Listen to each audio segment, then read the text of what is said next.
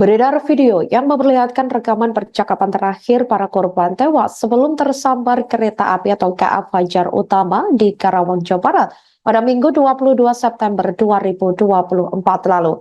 Insidenasi itu terjadi di kilometer 88 Dusun Daringo, Desa Pangulah Selatan, Kota Baru, Karawang, Jawa Barat.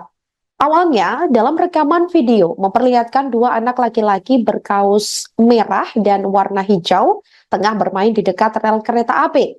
Tampak juga seorang ibu memakai kaos warna hijau dengan lengan panjang warna hitam yang terlihat antusias menyambut kereta api melintas. Sementara itu ada seorang pria yang terlihat duduk di atas rel dengan seorang anak berkaus biru juga menanti kereta melintas. Saat itu diketahui suasana di area jalur kereta api tersebut cukup ramai karena dikabarkan warga setempat usai melaksanakan olahraga pagi.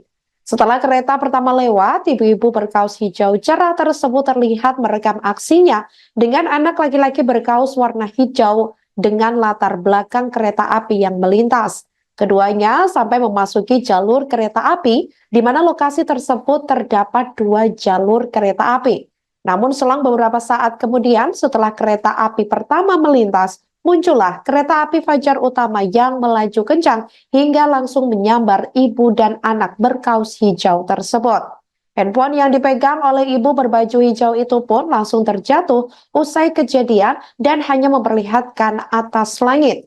Selain itu, pria yang duduk di atas rel dan anak laki-laki berkaus biru pun juga tertabrak. Sontak teriakan histeris para warga yang berada di sekitar lokasi terdengar cukup jelas.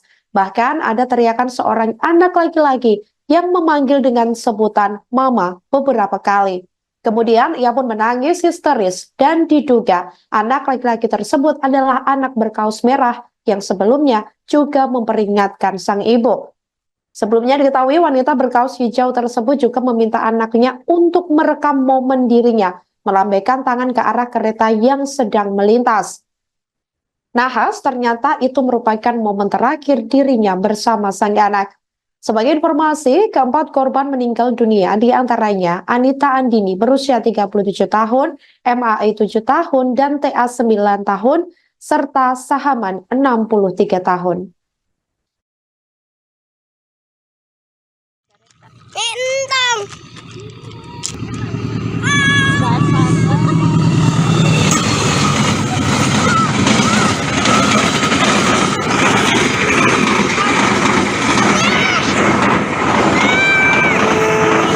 Download Tribun X sekarang, menghadirkan lokal menjadi Indonesia.